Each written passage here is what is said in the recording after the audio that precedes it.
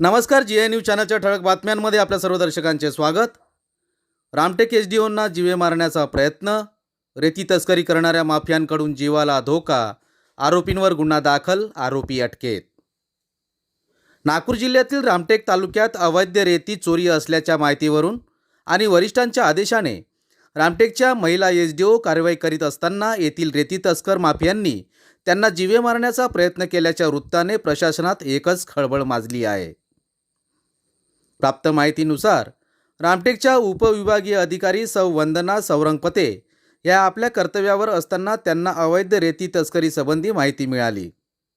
त्यांनी अवैधरित्या रेती वाहून नेणाऱ्या टिप्पर क्रमांक MH40A4158 चा पाठलाग केला असता मागून काही इसम एका नॅनो कारमध्ये आले आणि शासकीय वाहनास पाठलाग करण्यास अडथळा निर्माण केला. ते एवढ्यावरच थांबले नाही तर वाहनास इजा निर्माण होईल असे कृत्य करीत असल्याने एसडीओ वंदना सौरंगपते व इतर कर्मचाऱ्यांच्या जीवितास धोका निर्माण झाल्याचे एसडीओंच्या निदर्शनास आले. त्यांनी तात्काळ याची माहिती रामटेक पोलिसांना दिली. मिळालेल्या माहितीवरून वरिष्ठांनाही याबाबत सूचना करण्यात आली. प्रकरणाची गंभीरता लक्षात घेत पोलिसांनी टिप्परसह वाहन चालक, नॅनो कार व त्यातील आरोपींना तात्काळ अटक करीत त्यांच्यावर भादवी कलम 307, 353 अन्वये गुन्हा नोंद करण्यात आला आहे. सदर प्रकरणासंदर्भात प्रशासनिक अधिकारी गंभीर असल्याचे समजते.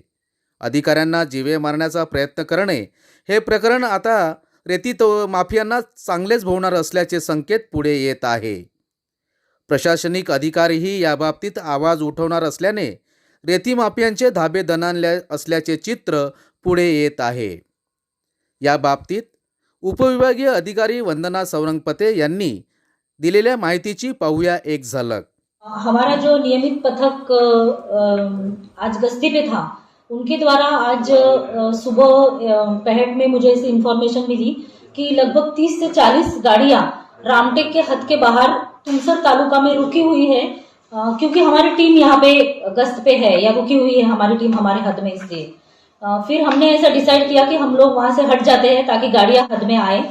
तो जैसा हमने सोचा था वैसे ही हुआ. जैसे ही हमारी टीम वहां से हटी, वहां से गाड़ियां निकलना शुरू हुआ और वो रामटेक में के हद में गाड़ियां आई.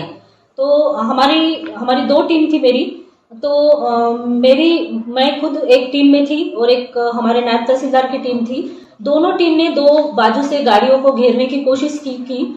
उसमें 8 से 10 गाड़ियां अलग अलग डायरेक्शन में भागने में सफल हुई, लेकिन 8 गाड़ियों को हमने जब्त किया है और एक गाड़ी भंडारा जो भोटीटोक मार्ग है वहां से वो भाग रहा था, उसको हमने पकड़ने की कोशिश की, उसको फॉलो करने की कोशिश की. तो उसके साथ में उसको कवर करने के लिए एक ग्रीन कलर की नैनो कार थी.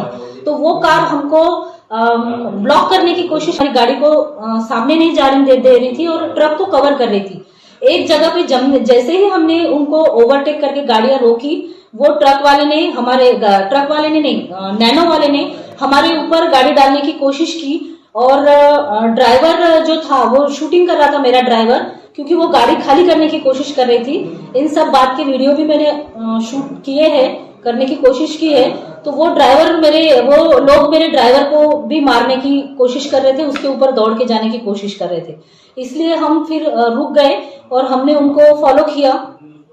लगभग 10 किलोमीटर तक हमने उनको फॉलो किया, लेकिन वो गाड़ी खाली करते हुए जा रहे थे, धूल उड़ाते हुए जा रहे थे, पूरी रेत रास्ते पे गिर रही थी और बहुत अंधाधुंध गाड़ियां चलाते हुए उन्होंने हमारे गाड़ी को 10 से 12 किलोमीटर तक वो नैनो कार ने हमको आगे नहीं जाने दिया, ट्रक को रोकने नहीं दिया और इस तरीके से वो ट्रक और वो खुद भी भाग निकले हैं.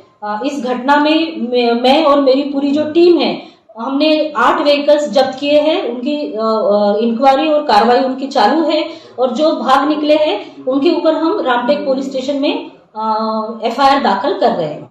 सदर प्रकरणासंदर्भामध्ये कठोर कारवाई करण्याचे आदेश नागपूर जिल्हा ग्रामीणचे पोलीस अधीक्षक हर्ष पोद्दार यांनी दिल्याने आता परिसरात कुठल्या कुठल्या प्रकारची कारवाई होणार याकडे नागरिकांचे लक्ष लागले आहे. आपण पाहत होते जी न्यूज. आपल्या सभोवताल एखादी घटना, समस्या किंवा उपक्रम असतील तर आमच्या अधिकृत प्रतिनिधीस कळवा. आम्ही ते आमच्या चॅनलवर प्रसारित करण्याचा प्रयत्न करू. आपणास जर आमच्या बातम्यांचा नियमित अपडेट घ्यायचा असेल तर आत्ताच आमच्या चॅनलला लाईक, सबस्क्राईब व शेअर करा.